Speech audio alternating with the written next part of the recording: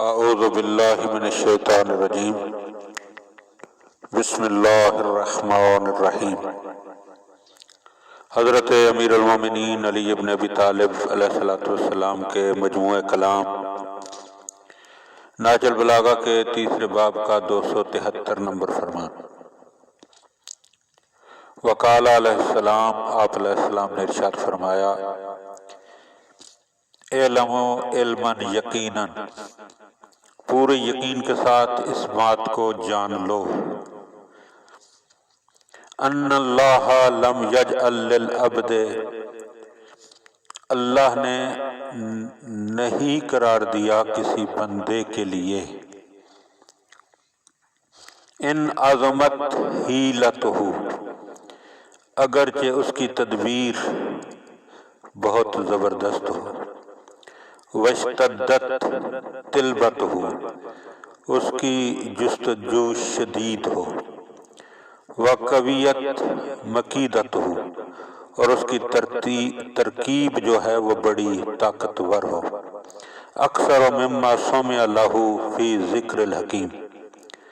اس سے زیادہ جو اس نے اس بندے کے لیے اس کی تقدیر میں لکھ دیا ہے، وَلَمْ يَحُلْ بَيْنَ الْعَبْدِ فِي ضَعْفِهِ، اور کسی بندے کے لیے اس کی کمزوری، وَقِلَّتِ حِیلَتِهِ، اور اس کی بے چارگی کی وجہ سے،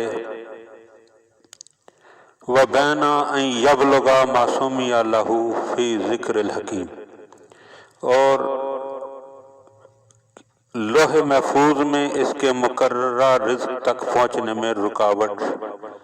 نہیں ہوتی۔ وَالْعَارِفُ لِهَذَا الْعَامِلُ بِهِ أَعْظَمُ النَّاسِ رَاحَةً فِي مَنْفَعَتِهِ، مولا فرماتے ہیں اس حقیقت کو سمجھنے والا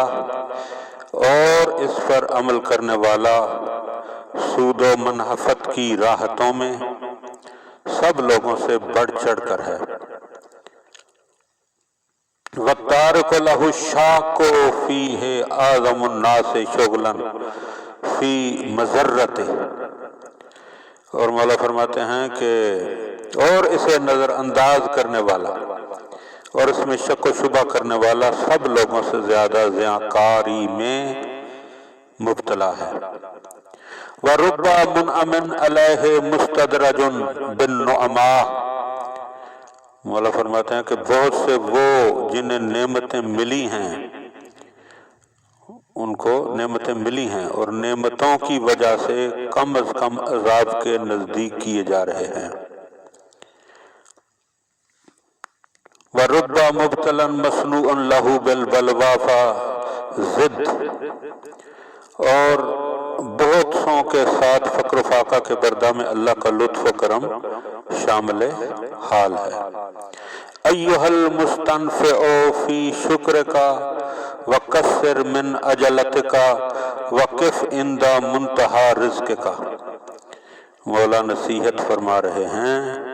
لہذا اے سننے والے شکر زیادہ اور جلد بازی کم کرو، اور جو تیری روزی کی حد ہے اس پر ٹھہرے رہ جاؤ۔ مولا علیہ السلام ہمیں متوجہ کر رہے ہیں کہ اے انسان، ایک تیرا مقدر ہے، اس مقدر پر راضی رہ، دنیا میں بھی تو خوش رہے گا اور آخرت میں بھی تو خوش رہے گا۔ اللہم صلی علی محمد و آل محمد۔